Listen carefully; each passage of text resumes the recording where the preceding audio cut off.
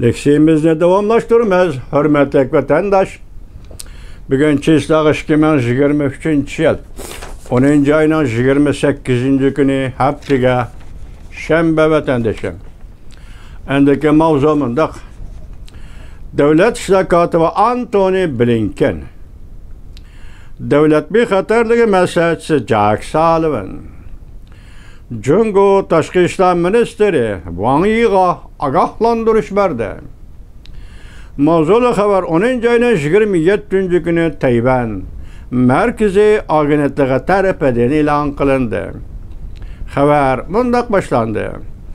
Amerika Qo'shma Shtatlari nopozliq amaldorlari mundaq ko'rsatdi. Jumladan Davlat ishlar kotibi Antony Blinken ve Devlet Bexatarligi maslahatchisi Jack Sullivan'ni o'z ichiga olgan holda Jungo Kompartiyasi Markaziy komiteti siyosiy byuroning a'zosi qo'shimcha Jungo Tashqi ishlar ministri Wang Yi bilan ko'rishganda ochiq qilib mundaq ko'rsatdi. Ikki qirg'oq Jungo Tayvan o'rtasidagi ixtiloflarni tinch yo'l bilan hal qilishni umid qilamiz. Davlat ishlar kotibi Antony Blinken Amerika Tayvan bo'g'ozining tinchligi muqimligini qo'g'dashga kuch chiqardi. Tunigan Washingtonga yetib kelgan Jungo Tashqi ishlar ministri Wang Yi bilan Amerika Qo'shma Shtatlari Davlat ishlar kotibi Antony Blinken ikkinchi qatam suhbat o'tkazib, orqadan Oqsaroyga prezident Joe Bidenning qabul qilishiga erishdi. Jungo Tashqi ishlar ministri Wang Yi Shundan keyin Davlat Bexatarligi maslahatchisi Jack Sullivan ministri Wang Yi bilan suhbat o'tkazdi. Amerika nopozliq arboblari Davlat ishlar kotibi Antony Blinken Jungo Tashqi ishlar ministri Wang Yi bilan 6 soat davomlashgan suhbat o'tkazganligini tushuntirib mundaq ko'rsatdi. Ikki tarafning suhbati samimiy chunqurlashdi. Amerika Jungo har qaysi mavzular bo'yicha aloqa munosabatlarni davomlashtirishning muhimligi to'g'risida birdek fikrga keldi. Tunigan yilqi Wang Yi o'tirib qo'ygan 4 masala to'g'risida degan bitta umumyuzlik atrofli suhbatlashimiz. Hozir bu yerda har qaysi mavzular bo'yicha suhbat o'tkazildi. Davlat ishlar kotibi Antony Blinken ta'kidlab mundaq ko'rsatdi. Harbiy ishlar aloqa yo'llarini asli keltirib, xato tushunib, xato hukm qilishdan saqlanish Amerika Jungo munosabatida intayin muhim.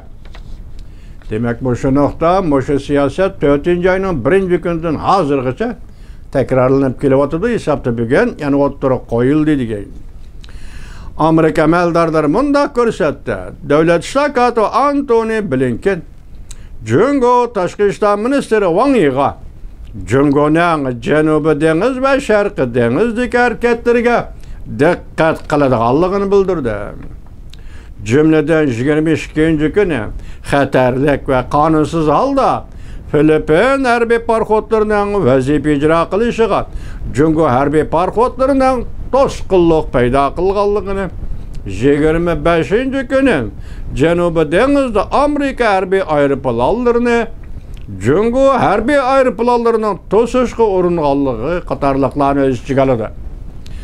Davlat ishlar kotibi Antony Blinken Filippin mudofaasi va buni qo'g'dash to'g'risida bergan va'dalarni qayta sharhladi.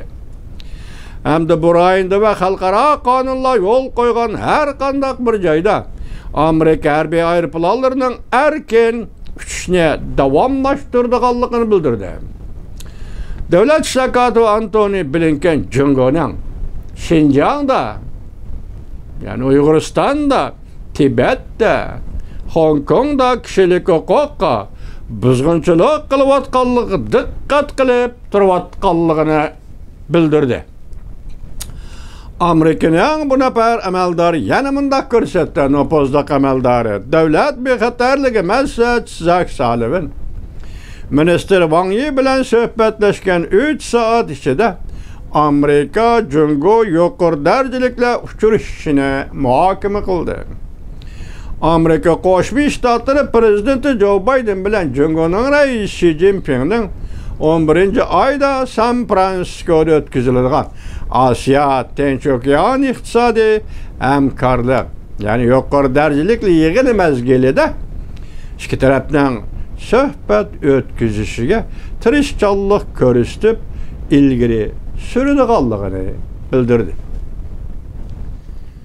Mesela bunun içinde 22. günü Filipin, Janubi dengiz, 25. günü Amerika harbiy aeroplanlarini to'sib olishga harakat qilish, Jungo harbiy aeroplanlari 26. günü Wang Yining Washingtonga ziyoratga kelishi, bu endi suhbatdagi o'zining o'rnini yuqori ko'tarish uchun qilingan harakatlarmi, yuqori harakatlar va yoki o'zini ko'rsatib qo'yish uchun qilingan harakatlarmi yoki nima?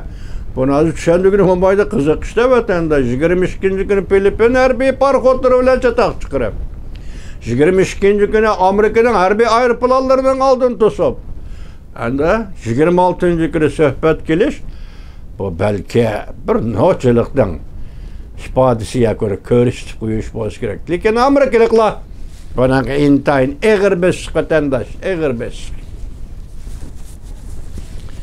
muomala qiladigan o Amerikaliklarning diplomatiyasi. Dedi qo'tgan shu eg'ir besiqlik bilan g'alaba qilib oxiri Wang Yi apandini Washingtonga elib keldi, dedi qo'shna ishga vatandaş. Muhokama qilay desam, bugun zukam bo'lib turibdi, kechiring vatandaş.